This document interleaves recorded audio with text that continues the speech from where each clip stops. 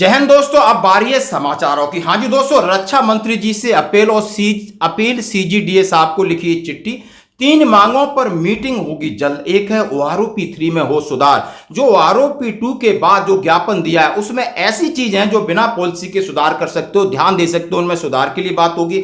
और सबसे बड़ी बात, 11.5 साल में कम्यूटेशन पर रोक का आदेश। हाँ जी बिल्कुल, इसके लिए जनरल ऑर्डर इशू हो, इस तरह की प्रार्थना की गई है। और मिनिमम गारंटी पेंशन योजना 7th पे कमीशन में भी हो लागू, ताकि किसी भी रैंक की पेंशन कम न हो, यानी पुराने पेंशन से कम नहीं होनी चाहिए। इसके लिए हो रही है पहल, और ये पहल हो रही है वॉइस ऑफ एक्सर्समैन के वीर बहादुर साहब की तरफ से हुई है। और उन्होंने अपना एक वीडियो जारी किया, जरा वीडियो में देखिए। सबसे पहला मुद्दा है कि ओआरओपी की 2 की जो विसंगतियां हैं उसमें उठाए गए विसंगतियों को सरकार संज्ञान ले कि मिनिमम गारंटी पेंशन के अभाव में, जिसको 7CPC ने खत्म कर दिया था, कम्यूटेशन के बारे में हम लोगों ने एजेंडा में रखा हुआ है। जय हिंद दोस्तों, सभी देशवासियों, भूतपूर्व सैनिकों को 78वें स्वतंत्रता दिवस की सैनिक जीवन चैनल से शुभकामनाएं।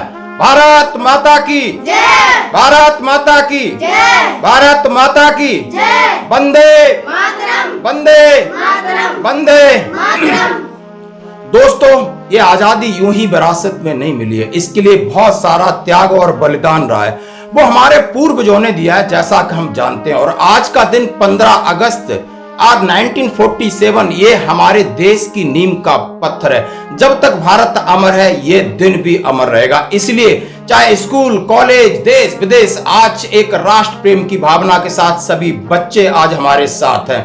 और दोस्तों, मैं बात कह रहा हूं कि देश आजाद तो हो गया, इन बच्चों की, इस देश के, इस सैनिकों की अब जिम्मेदारी है कि इसकी एकता और अखंडता को आगे कैसे रखना। जैसे हम सभी जानते हैं, 1947 के बाद 1948 में कश्मीर में युद्ध हुआ, यानी पाकिस्तानी सेना और काबिला इसके ऊपर हमला किया। 441 दिन यह युद्ध चला और करीब 1100 से ज्यादा सैनिक हमारे शहीद हुए और 3000 से ज्यादा दोस्तों घायल हुए। इसके पश्चात 1962 में चाइना ने हमें युद्ध में धकेला। 32 दिनों तक युद्ध चला और 1383 सैनिक हमारे शहीद हुए और 1000 से ज्यादा घायल हुए। उसके बाद 3 साल बाद फिर पाकिस्तान ने हमें युद्ध में धकेला और उसको मुंह की खानी पड़ी। 50 दिनों तक के इस युद्ध में हमारे सैनिकों ने, 3000 सैनिकों ने अपने प्राणों की आहुति दी, बलिदान दिया। उसके बाद 1971 में आपने देखा होगा, माननीय प्रधानमंत्री इंदिरा गांधी के नेतृत्व में बांग्लादेश का उदय हुआ, यानी पाकिस्तान को 2 फाड़ कराया। बात कुर्बानी और त्याग की कहूंगा तो 3500 के लगभग सैनिक इसमें हमारे शहीद हुए थे, 12000 घायल हुए थे। और वैसे पाकिस्तान के हजारों, यानी 10,000 सैनिक सही मारे गए तो 25,000 से ज्यादा घायल हुए थे। उसके बाद आपने 1999 कारगिल में आपने पाकिस्तान की घुसपैठ हुई, ये युद्ध चला 85 दिनों तक। 547 सैनिकों ने अपनी शहादत दी और 1300 घायल हुए। ये आजादी इस तरह नहीं मिली और इस भारत की एकता और अखंडता को कायम रखने के लिए हमेशा जरूरत है। आपने देखा हो, कल ही एक कैप्टन शहीद हुए। लगातार जम्मू एंड कश्मीर में इस तरीके का चल रहा है दोस्तों। और ये भारत देश में अनेक चुनौतियां आई, चाहे आपने आपातकाल देखा होगा, यानी पॉलिटिकल इनस्टेबिलिटी देखी होगी, कोरोना जैसी महामारी देखी होगी, आपने बेरोजगारी, तमाम बहुत सारे चैलेंज है, आपने डिजास्टर मैनेजमेंट देखा होगा। ये सभी देशवासियों की जिम्मेदारी है। यानी भारत एक भूमि का टुकड़ा नहीं है, भारत हम सब से बनता है, हमारी इन जिम्मेदारियों से बनता है। आओ आज के दिन हम ये कसम खाएं कि इस भारत मां की, देश की एकता और अखंडता के लिए हम हमेशा सहयोग करेंगे। जय हिंद। और वीडियो के बाद मैं आपको बात कर रहा हूं, जैसे कि लिखा एक न्यूज देख सकते हो कि वॉइस ऑफ एक्सर्समैन ने रक्षा मंत्रालय से निवेदन किया है कि पूर्व सैनिकों की कम्यूटेशन की राशि की वसूली 11 साल 6 महीने में पूरी हो जाती है, ऐसे में इससे आगे की रिकवरी बंद की जाए। उन्होंने कहा है कि इस मुद्दे पर कोर्ट और ट्रिब्यूनल और दिल्ली AFT का आदेश जारी किए गए, अब उनकी मांग तो और बल मिल रहा है। उन्होंने कहा है कि इससे पहले आप इनका वीडियो देखिए। उन्होंने कहा है कि जो 1 पेंशन 2 में विसंगतियां थी, कुछ ऐसी विसंगतियां, कुछ ऐसी नॉमोलॉजी हैं जिसको हम कह सकते हैं एक अर्थमेटिक, यानी ये गुणा भाग का ही एक गड़बड़ है, उसको सुधारा जाए। उन्होंने कहा है बिल्कुल इस बार आपको 2013-14 ओआरओपी बन के भी फिगर ध्यान रखने होंगे कि रैंक के हिसाब से उनकी कितनी थी। 2016 में 2.57 से कितनी हुई है, फिर आपने 2019 में जो कमी हुई है वो कमी इस बार नहीं होनी चाहिए। इसके लिए उन्होंने बात किया है कि OROP 3 में सबको फायदा होना चाहिए। इसके लिए उन्होंने मुद्दों में है, सबसे पहला मुद्दा है कि OROP की 2 की जो विसंगतियां हैं, जिसका हम लोगों ने 12 मार्च 2023 को मेमोरेंडम दिया था, 6 अगस्त 2023 को मेमोरेंडम दिया था लाल किला से और जंतर मंतर से क्रमशः। उसमें उठाए गए विसंगतियों को सरकार संज्ञान ले और उसको थर्ड OROP की रिवीजन में जो होने वाली है उसमें दूर करते हुए इसका रिवीजन करें। कहा है मैंने रक्षा मंत्रालय को चिट्ठी लिखी, CGDA को चिट्ठी लिखी। दूसरी बात उन्होंने कहा है मिनिमम पेंशन गारंटी की बात कही, ये सबसे बड़ी बात है। जैसा कि आपको देखने में आ रहा है कि बहुत सारे सूबेदार खासकर उनके भी 27,500 रिटायर्ड होकर आ रहे हैं, वो AFT में जा रहे हैं, इतनी पेंशन कम है और इन पुराने वालों से नए वालों की पेंशन कम है। इसका मतलब आपका OROP का तो जो कॉन्सेप्ट है वो ही खराब हो जाता है और इसीलिए उन्होंने कहा इस पर ध्यान देना होगा और उसकी उन्होंने जड़ पकड़ी। उन्होंने कहा है मिनिमम पेंशन गारंटी वाला कॉन्सेप्ट है वो 6th पे कमीशन में था, 7th पे में आपने उसको खत्म कर दिया। 7th पे में आपने देखा कि जो बंदा लास्ट दिन जितना आ रहा है उसकी 50% सैलरी कर दो। इससे गवर्नमेंट को काफी ज्यादा फायदा हुआ है, काफी ज्यादा फायदा हुआ। आपको मिनिमम पेंशन गारंटी यानी आप समझ सकते हो कि वो कितना भी ले रहा है लेकिन मिनिमम पेंशन इतनी होनी चाहिए और वो पेंशन किसी भी रैंक की हो जो पुराने वालों से कम हो ही नहीं सकती। ये तो पुराने वालों से कम है तो फिर OROP के कॉन्सेप्ट का मतलब क्या रहता है, आप इस वीडियो में सीधा सीधा कह रहे हैं। एक हम लोगों ने पहले भी मुद्दा उठाते रहे हैं, इस बार भी जोर शोर से उठाए हैं, कुछ और एविडेंस मिल गए हैं, सूबेदारों के PPO आ गए हैं कि मिनिमम गारंटी पेंशन के अभाव में, जिसको 7 CPC ने ख़त्म कर दिया था, सूबेदारों का पेंशन जो बाद में जा रहे हैं वो कम है और पहले जो सूबेदार गए हैं उनका ज़्यादा है। तो ये विसंगतियाँ अगर मिनिमम गारंटी पेंशन को कंसेप्ट को हम लोग 7 CPC में भी लागू करते हैं तो ये विसंगति दूर हो सकती है। दूसरा, अब बड़ी बात और बड़ा मुद्दा है पेंशन कम्यूटेशन रिकवरी का बंद का, यानी 11.5 साल वाला ये बात कही है। तो उन्होंने बोला है कोर्ट के आदेशों को हवाला दिया है कि सोसाइटी ने अपने पत्र में महत्वपूर्ण कोर्ट के आदेशों का उल्लंघन किया उल्लेख किया जिनमें उन्होंने कहा है कि कम्यूटेशन राशि की वसूली 11 साल 6 महीने के बाद रोक दी गई है, जैसा कि पंजाब और हरियाणा हाई कोर्ट का आदेश है। शिला देवी अन्य पंजाब राज्य CWP case number, Ramswaroop Jindal बनाम पंजाब राज्य CWP केस नंबर। अब आर्मड फोर्स ट्रिब्यूनल का आदेश OA 2366 MA 2813 AVM receive SK Ganeja Bharat सरकार।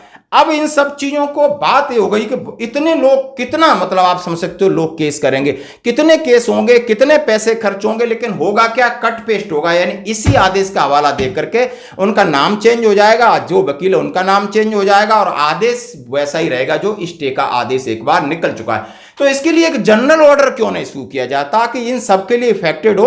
और सरकार से अपील की है जिस तरह हाई कोर्ट के आदेशों में होता है, उन्होंने कहा है हमने सरकार से अपील की, रक्षा मंत्रालय से अपील की, चिट्ठी लिखी है, हमारी अभी मीटिंग होने वाली है, उसमें हमारा एजेंडा पॉइंट है। बहुत सारे लोग फीस और दुनिया भर का खर्चा हो रहा है जिसका कोई मतलब नहीं। उन्होंने कहा है पत्र में कहा गया है कि पंजाब और हरियाणा सरकार ने आदेशों के आधार पर अपने सभी विभागों को निर्देश दिए हैं कि 11 साल 6 महीने के बाद कम्यूटेशन राशि की वसूली बंद करें।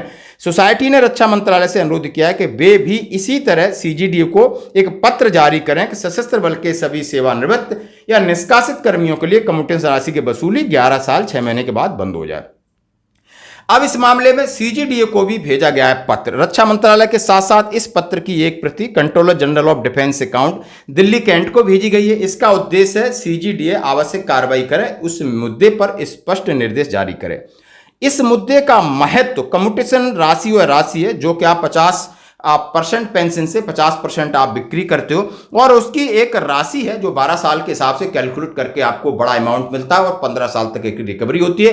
यानी आपसे किसी भी जो आपने लिया है उससे लगभग मैं आप कह रहा हूं 40% ज्यादा आपकी रिकवरी होती है। तो पेंशन भोगियों को आर्थिक राहत मिलेगी, फायदा मिलेगा, उनकी पेंशन दोबारा जल्दी शुरू होगी और यह मुद्दा पूरा व्यापक रूप से पूरे देश में फैल गया। अब सैनिकों के लिए एएफटी की बात हो रही तो उन्होंने कहा कॉमन आदेश जारी किया जाए। दोस्तों तो ये थी आज की बड़ी बड़ी खबरें, तीनों हमारे फायदे के लिए कि ओआरओपी 2 की तरह न हो, ओआरओपी 3 में हो सुधार और मिनिमम पेंशन गारंटी फिक्स हो, ताकि ओआरओपी आपके लिए सरल, हमारे लिए सरल, हमें यह डर न रहे कि हम बढ़े न बढ़े। यानी अभी जो लोग हैं उनकी कम आ रही है और पहले वालों की ज्यादा है, इससे ओआरओपी का कॉन्सेप्ट खराब होता है और कम्यूटेशन के ऊपर व्यापक रूप से आप फैसला लीजिए। आज की खबरों में इतना ही, बने रहिए, धन्यवाद।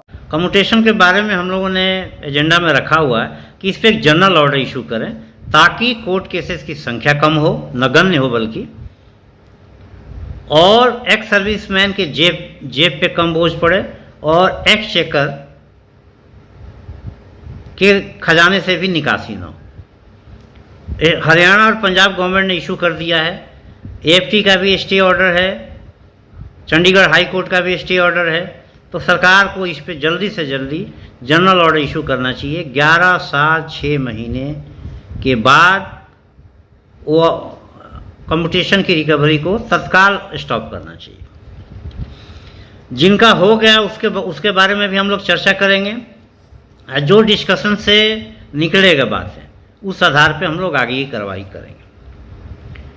दूसरा हम लोगों के एजेंडा में ये भी है कि सरकार संगठनों को आर्म फोर्स ट्रिब्यूनल में परमिट करे जाने के लिए। उद्देश्य क्लियर है, इससे कोर्ट केसेस की संख्या कम होगी, जनरल ऑर्डर इशू होंगे, एक्स सर्विसमैन के जेब पे कम बोझ पड़ेगा और एक्स चेकर के खजाने से भी कम निकासी होगी। क्योंकि कोर्ट की संख्या होता क्या है, उसमें सिर्फ कॉपी पेस्ट होता है। एक ऑर्डर हो गया, दूसरे ऑर्डर के लिए कॉपी पेस्ट होता है, रिकॉर्ड ऑफिस चेंज होता है, नंबर रैंक नेम होता है, संख्या भी बढ़ती है, एक चेकर के भी खजाने पे बोझ पड़ता है और हमारे जेब से भी पैसे जाता है। तो संगठनों को भी इसमें परमिट करें और जनरल ऑर्डर, जिसमें एक बार ऑर्डर हो जाता है उसको जनरल ऑर्डर इशू हो जाना चाहिए, जैसे हाई कोर्ट के ऑर्डरों में होता है। अगर हाई कोर्ट का एक ऑर्डर हो गया तो उसको सभी लोग उसको लागू करते हैं। तो ये एएफटी के ऑर्डरों पे भी ऐसा होना चाहिए। और सारे मुद्दे हैं। 15 अगस्त आ रहा है, धूमधाम से मनाएं, झंडा ऊंचा रहे हमारा, 15 अगस्त अमर है। जय हिंद, जय भारत।